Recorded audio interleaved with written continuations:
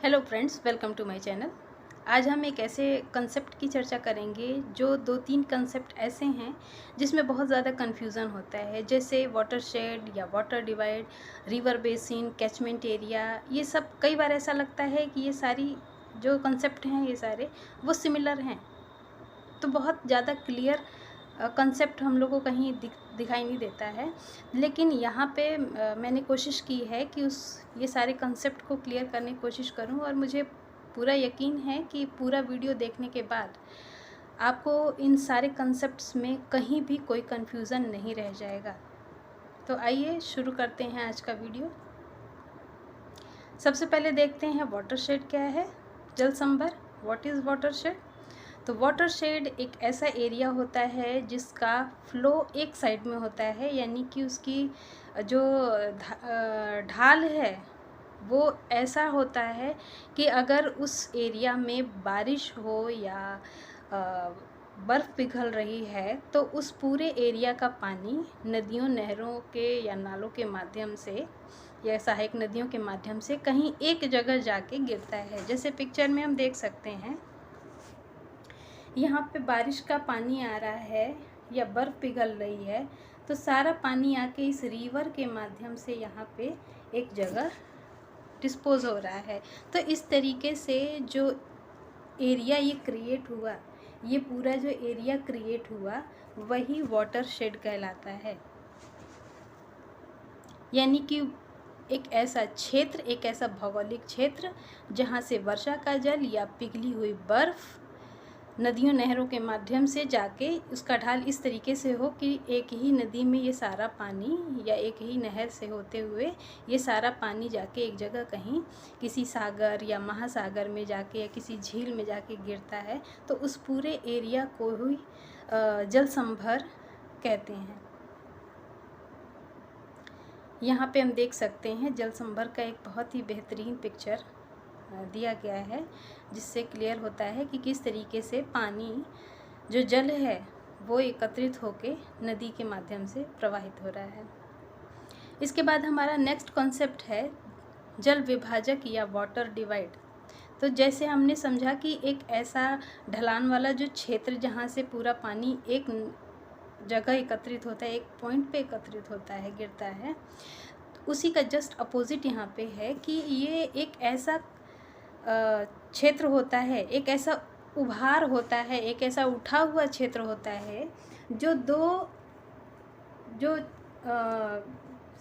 जल संभर क्षेत्र हैं, जो दो वाटरशेड्स हैं, उनके बीच में ये डिवाइड बना देता है। यानी कि दो जो रिवर बेसिन या वाटरशेड्स हैं उनके बीच में विभाजक रेखा ही है, यानी कि ये उठा हुआ भाग ऐसा है जो उन दोनों बेसिन्स को अलग करती है। पिक्चर में भी क्लियर दिखाया गया है कि एक तरफ ए स्ट्रीम का ड्रेनेज बेसिन है और दूसरी तरफ बी स्ट्रीम का ड्रेनेज बेसिन है, और उन दोनों को बीच से जो उभार है वो दोनों को अलग करता है, उसी को वाटर डिवाइड कहते हैं। तो इसी डेफिनेशन में भी दिया गया है कि कोई भी ऐसी उच्च भूमि, बीच में पर्वत भी हो सकता है, कोई पहाड़ी भी हो सकती है, जो दो अगल बगल स्थित जो भी द्रोणियाँ हैं या बेसिन्स हैं या वाटरशेड है उसको अलग करता है। तो इस नाम ही है जल विभाजक, यानी कि दो बेसिन्स का या दो वाटरशेड्स के जो जल है उसको विभाजित करता है, उसको अलग अलग डायरेक्शन में करता है। तो इस तरीके से यहाँ पे हम उदाहरण के रूप में सिंधु गंगा नदी तंत्र के बीच में जो जल विभाजक है उसको हम देख सकते हैं।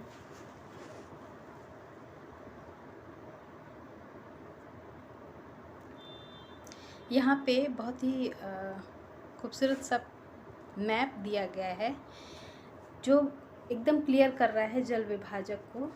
भारत में जो ये खींची गई रेखा है, एक तरफ पिंक कलर से दर्शाया गया है, वो जितने भी एरिया है वो वहाँ की नदियाँ गिरती हैं बे ऑफ बंगाल में, जबकि ब्लू एरिया जो वेस्टर्न पार्ट में दिया गया है, ब्लू एरिया, वो पूरा ब्लू एरिया से जो नदियाँ हैं वो गिरती हैं अरेबियन सी में। तो इस तरीके से अरेबियन सी और बे ऑफ बंगाल में गिरने वाली जो नदियाँ हैं उनके बीच में जो ये रेखा खींची गई है, ये डिवाइड कर रहा है रेखा, इसी को हम वाटर डिवाइड कहते हैं। ये कोई रेखा नहीं है, बल्कि बीच में पहाड़ियों की एक पूरी श्रृंखला है, जिस श्रृंखला की वजह से जो बंगाल की खाड़ी में गिरने वाली, बे ऑफ बंगाल में गिरने वाली जो नदियाँ हैं उनका ढाल ईस्टवर्ड है, जबकि ब्लू कलर से जो दिखाया गया है पार्ट, और अरेबियन सी में गिरने वाली नदियाँ हैं उनका ढाल ही पूरा स्लोप ही वेस्टवर्ड है। और यही पहाड़ियाँ वाटर डिवाइड कहलाती हैं, जो दोनों तरफ गिरने वाली नदियों को अलग करती हैं। यहाँ पे इंडिया के मैप में हम क्लियरली देख सकते हैं। यहाँ पे हम देख सकते हैं उभार 3D मैप के माध्यम से हम देख सकते हैं वो पहाड़ियाँ जो बनाती हैं वाटर डिवाइड को, और इसके ऊपर वाटर डिवाइड का ये पूरी एक श्रृंखला हमको दिख रही है। ये वाटर डिवाइड की पूरी एक श्रृंखला है जो कि पहाड़ियों से बना हुआ है। अब ये दोनों कंसेप्ट यानी वाटर शेड और वाटर डिवाइड में तो क्लियर हो गया कंसेप्ट की क्या होता है, ये दोनों अपोजिट होते हैं।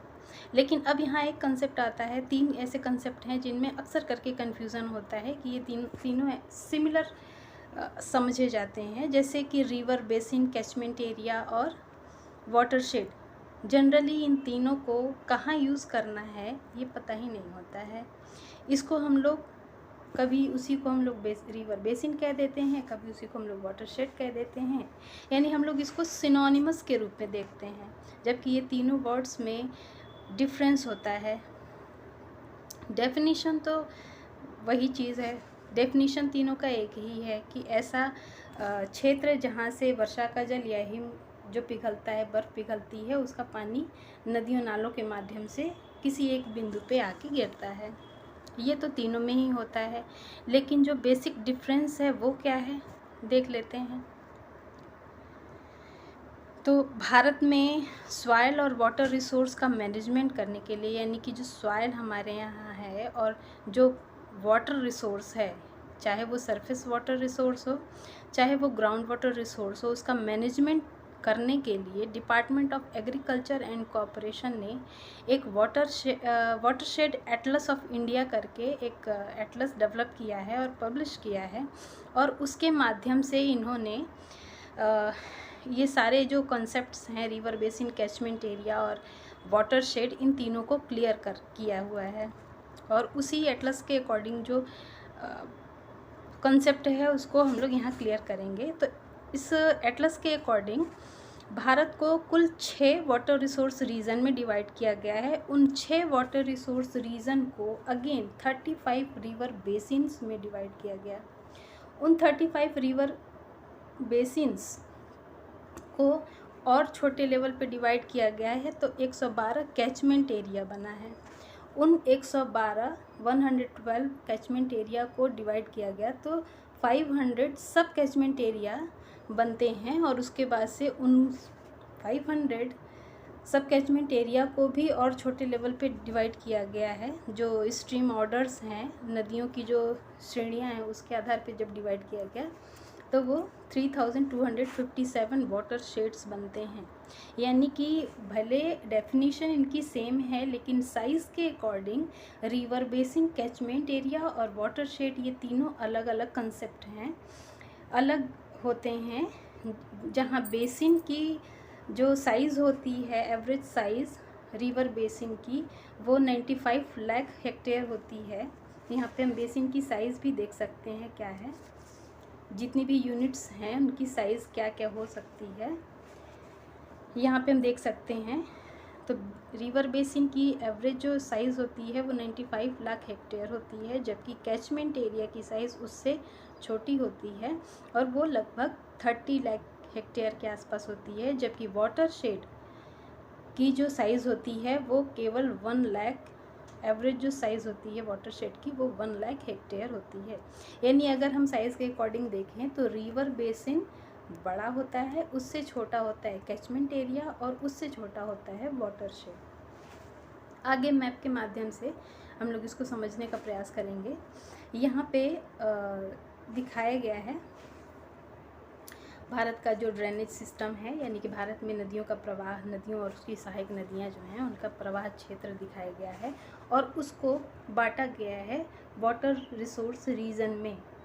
तो उन पूरे ड्रेनेज मैप को 6 भाग किया गया है वाटर रिसोर्स रीजन में। ये 6 भाग इस तरीके से किए गए हैं कि जो बड़ी बड़ी मुख्य नदियां हैं, यानी जो ड्रेनेज सिस्टम्स होते हैं, उनके आधार पे 6 पार्ट किए गए हैं। जैसे यहाँ पे सिंधु नदी तंत्र, यहाँ गंगा नदी तंत्र, यहाँ ब्रह्मपुत्र नदी तंत्र, यहाँ ये रेड वाला जो पार्ट है वो बंगाल की खाड़ी में गिरने वाली नदियों का जो प्रायद्वीपीय पठारी क्षेत्र में बंगाल की खाड़ी में, यानी ईस्टवर्ड ढलान वाली जितनी नदियाँ हैं ये वो हो गया। उसके अलावा ग्रीन पार्ट प्रायद्वीपीय नदियों में वेस्टवर्ड ढलान वाली जो नदियां हैं उनसे संबंधित क्षेत्र हो गया। इधर राजस्थान में जितनी भी अल्पकालिक यानी कि जो सीजनल रिवर्स होती हैं, स्ट्रीम्स होती हैं, उनको यहाँ पे अलग वाटर रिसोर्स रीजन में डिवाइड कर दिया गया। तो इस तरीके से भारत में जो ड्रेनेज सिस्टम्स होते हैं उसके अकॉर्डिंग वाटर रिसोर्स रीजन को 6 पार्ट में डिवाइड किया गया है। यहाँ अगेन वाटर रिसोर्स रीजन को रिवर बेसिन्स में डिवाइड किया गया है और यहाँ एक यानी कि जो गंगा रिवर सिस्टम है उसको हम लोग यहाँ पे देख सकते हैं मैप के माध्यम से कि यहाँ पे जो गंगा रिवर सिस्टम है उसमें 4 पार्ट किए गए अगेन, यानी कि गंगा जो रिवर सिस्टम है उसको हमने कहा गंगा वाटर रिसोर्स रीजन और उसको यहाँ पे 4 पार्ट किए गए। एक हो गया यहाँ पे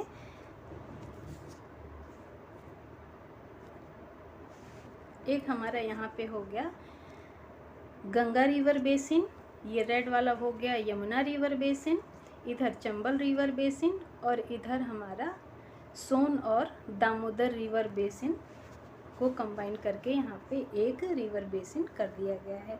तो इस तरीके से गंगा रिवर सिस्टम में ये 4 रिवर बेसिन्स जो बड़ी बड़ी नदियाँ हैं उनके आधार पे इसको डिवाइड किया गया। यानी जो वाटर रिसोर्स रीजन होगा वो जो मेन बड़ी रिवर होगी उसके आधार पे उसका जो कैचमेंट एरिया होगा या जो उसका वाटर शेड होगा, जो रन ऑफ एरिया होगा, वो हो जाएगा हम लोग का वाटर रिसोर्स रीजन।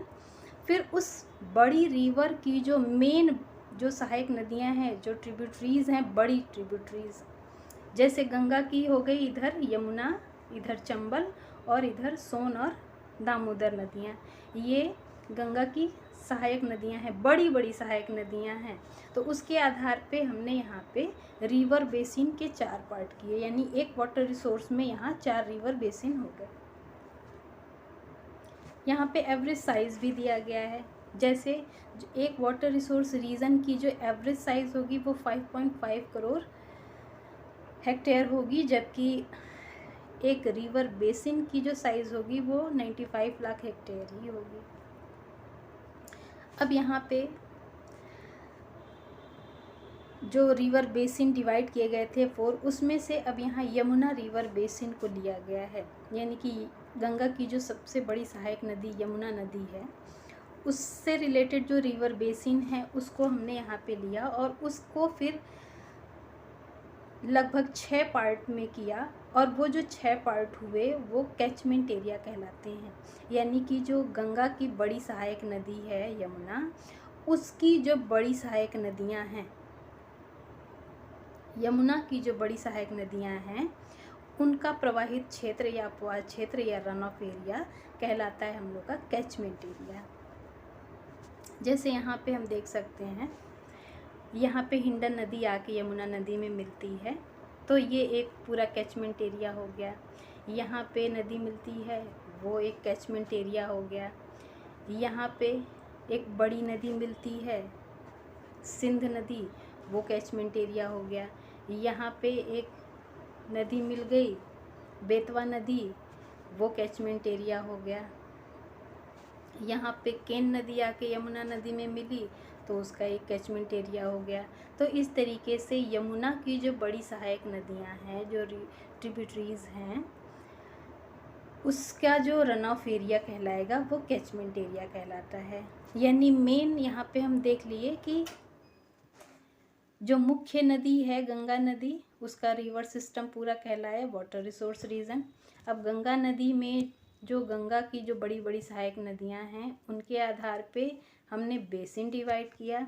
अब उस बड़ी सहायक नदी जो यमुना है उसकी जो बड़ी सहायक नदियाँ हैं उनका जो रन ऑफ एरिया है उसके आधार पे हमने कैचमेंट एरिया डिवाइड किया, जिसका साइज लगभग 30 लाख हेक्टेयर होता है। इसके बाद हमने अब ये जो बड़ी सहायक नदियाँ यमुना की थी जिसके आधार पे हमने कैचमेंट एरिया निकाला था, अब उसमें से जो यहाँ पे बेतवा नदी है, यमुना की जो बड़ी सहायक नदी बेतवा नदी है, बेतवा नदी को हमने कई पार्ट में यहाँ पे डिवाइड किया है। बेतवा नदी को हमने यहाँ कई पार्ट में डिवाइड किया है जो सब कैचमेंट एरिया कहलाता है। यानी बेतवा नदी की जो बड़ी सहायक नदियाँ हैं वो उनका जो रन ऑफ एरिया है वो सब कैचमेंट एरिया कहलाएगा, जो सब कैचमेंट एरिया का एवरेज साइज 7 लाख हेक्टेयर लगभग होता है।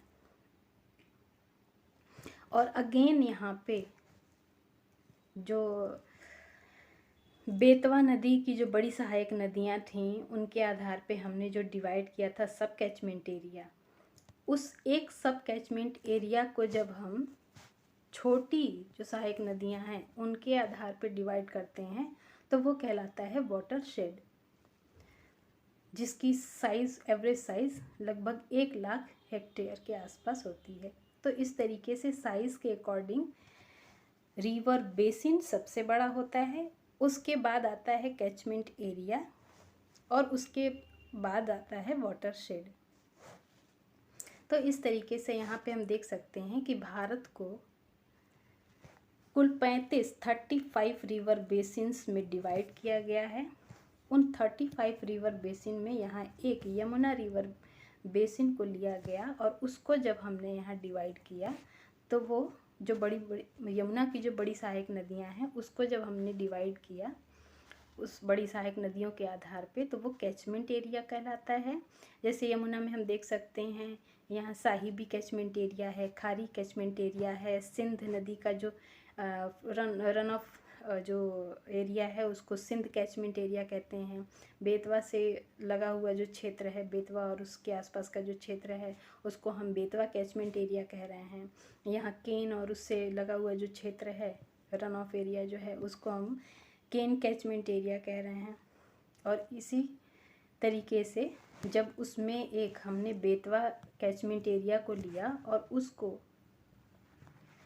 जब बड़े बड़े लेवल पे जो बेतवा की जो बड़ी सहायक नदियाँ और उसकी जो छोटी सहायक नदियाँ हैं उसके आधार पे जब हमने बेतवा को भी, बेतवा जो कैचमेंट एरिया है उसको जब हमने डिवाइड कर दिया है तो वो वाटर शेड कहलाता है। और इस तरीके से 35 रिवर बेसिन्स में लगभग 112 कैचमेंट एरिया है इंडिया में और लगभग 3257 वाटर शेड एरिया भारत में डिवाइड किया गया है। आई होप आप लोग को कंसेप्ट क्लियर हो गया होगा। वीडियो अच्छा लगे तो इसे लाइक करें, कमेंट्स करें और चैनल को सब्सक्राइब करें ताकि हम ऐसे ही अच्छे वीडियो आपके सामने ला सकें। Thank you.